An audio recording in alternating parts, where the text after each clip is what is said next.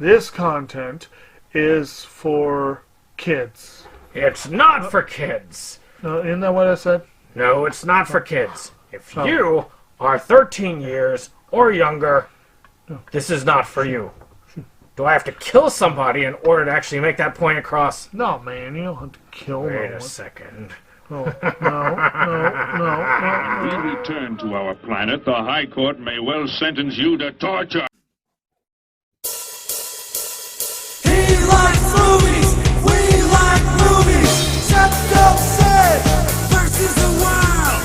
SeptumSin versus the world. SeptumSin versus the world. SeptumSin versus the world. I'd buy that for $1. Greetings and welcome to another First Impressions! Yes, today we're going to be discussing the film The 13 Sleighs of Christmas. Pray Christmas doesn't come early. So, this is a nice one here. I got this from Scream Team Releasing. I can't remember what it was I was buying. It was not this. I think I was trying to get an extra copy of 1031 Part 3, actually.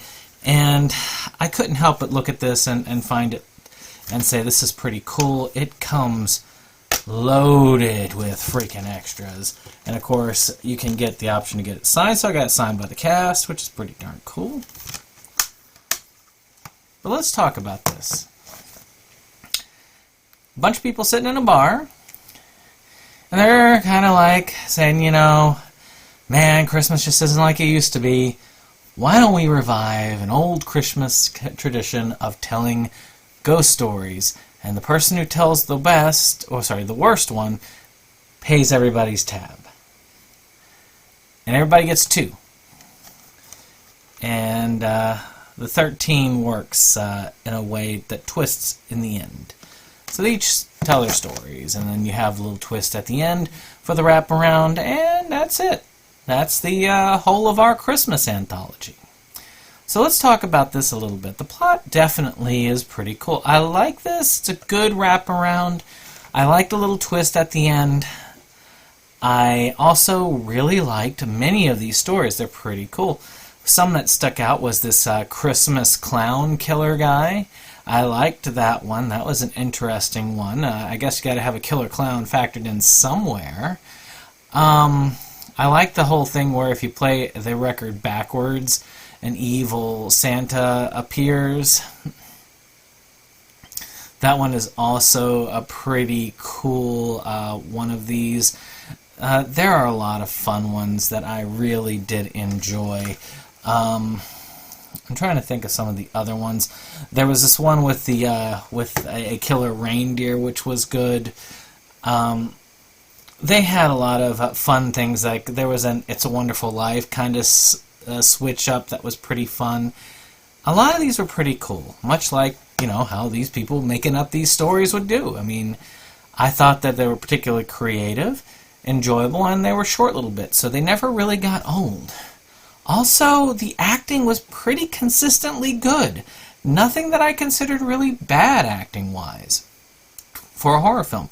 And with the creative plots and the decent acting, and on top of that, pretty good special effects and makeup. I was fairly impressed. Yes, it's not A-list horror. They don't have millions of dollars to go behind this, but darned if they didn't do a good job on each of these shorts. None of them looked cheap. None of them looked overly cheesy. I will say this looks very high quality when it comes to your horror. So, would this be something I would watch again? Heck yes. This one's going on the rotation, I think, for the next year. Most definitely. I might even show this one to my wife. That might actually be a good idea. Tonight I will be showing off this to her. So, music was standard fare. I mean, really. I don't really hold out music as unless it's particularly awesome or particularly bad. This one fit. It did its job. Good job. Kudos. Unlike the last one, like I say, Red Christmas had some music that did push me into it, but yeah, this one, not so much. As I said, lots of special features, so lots of good reasons to return to this disc later for a deeper dive. I'm not sure I'll be doing a psychoanalysis of this. Maybe next year. Maybe. I'm not going to hold that. So who would like this? I think anybody who likes a good holiday horror anthology will like this. I mean, if you liked a lot of those types of films, like that one, gosh, I hate it when this is the problem when you do these things off the cuff. You can't look everything up. But the one with William Shatner as the radio host, I really liked that one. That was really good. A Christmas Horror Story, that's it. And I think if you like stuff like that, this really does fall into that category.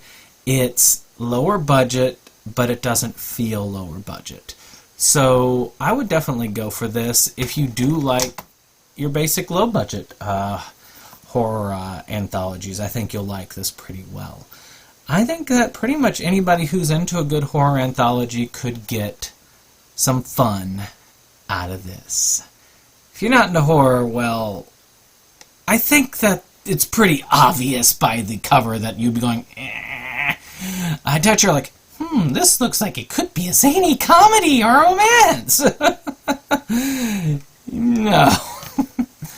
But with that being said, I hope you've enjoyed this. If you did, like the video, subscribe, and share. But of course, comment below, have you seen the 13 Slaves of Christmas, and what do you think? What's your favorite Christmas horror movie? Do you like A Christmas Horror Story? There's going to be a lot more Christmas horror to go before we're done, but the next one I'm going to do is going to tick up the art value quite a bit. So we'll be seeing you on the next one. Bye-bye.